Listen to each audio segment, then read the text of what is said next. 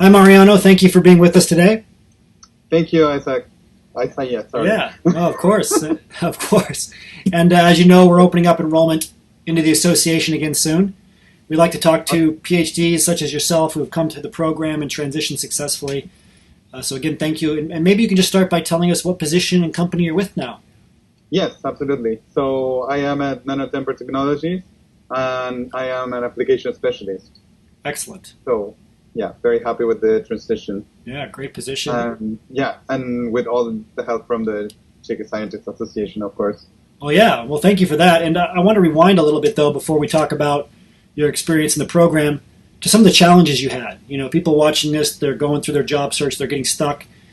Where did you get stuck in your job search? What were your biggest challenges, both technically, like resume, LinkedIn, networking, etc., and then mindset-wise, you know, dealing with rejection, etc.?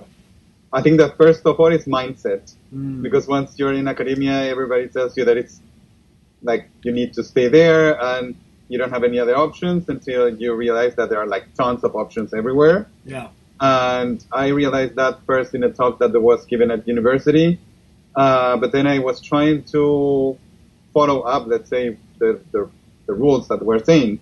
But I stayed like 1 year and a half trying to network and to do things, but it seems that I was doing something wrong because I didn't have any success, not any either one email back or any interview. So that's why I began searching on the internet, and I find you guys.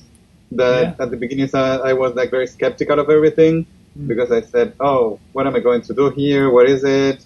But once I decided to join and I began doing the modules, all my anxiety and things that I was afraid of were going away little by little, especially doing module 1 that I felt like super, extremely identified with all the things that they were saying. It's like, oh my God. So everybody's feeling the same as me at this moment of my life.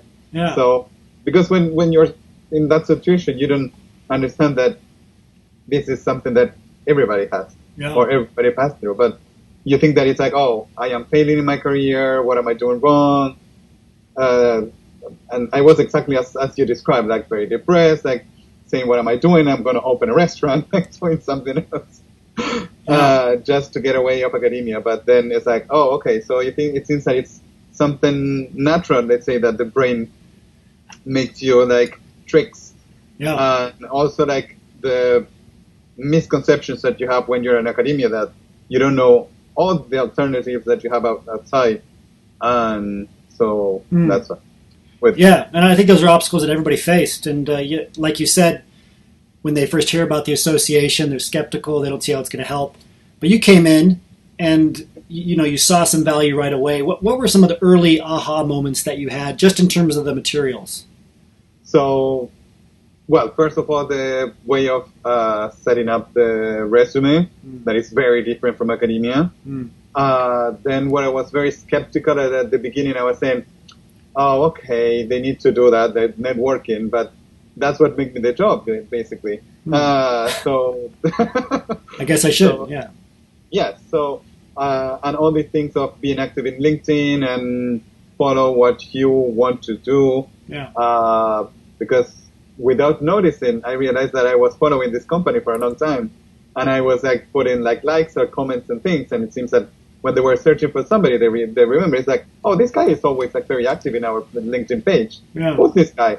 So, and apart from that, I knew all the people before because I used to work with the instruments that now I am an application specialist. So let's say that I knew a lot of people within the years, and all this network basically helped me find a job. Yeah. So that's key. It's like a very important, and I don't know, it's like 90% of the search that you need to be known and get people to know you before asking for something. Or sometimes you don't even need to ask. Yeah. No, I completely understand. I think, you know, in academia, it's hard to understand that. And so, you know, you talked about the importance of a network and being able to access a network and ask questions and get feedback. Can you talk a little bit about the association's private group And can you talk about how responsive it was, how much it helped you? Absolutely. With that was also very important. That's what also made me make the big step, let's say, because I was actually, before I was doing my postdoc at New York, and first at Cornell University, at Weill Cornell University, and then I was trying to find a job in the West Coast, basically in LA or San Francisco, but I didn't know anybody on this side. I didn't know what to do, what not to do, so a lot of the Cheeky Scientists Association people were like very helpful, like talking with me, giving me advice, or giving me, showing me which was their experience on transferring from the East to the West Coast, and all these like useful tips that then I said, okay, so everybody's passing through this. It's like once you decide to go, you need to go, you need to find a job, network, meet people, and doing that, I had 3 offers in the same week. So following all the instructions from the Cheeky Scientists Association. So I was like, also didn't talk about like which salary do you want and give like an open answers, saying, well, I would consider every good option. So all these things that you said, and you always like said, please bear these into mind. All these things work perfectly.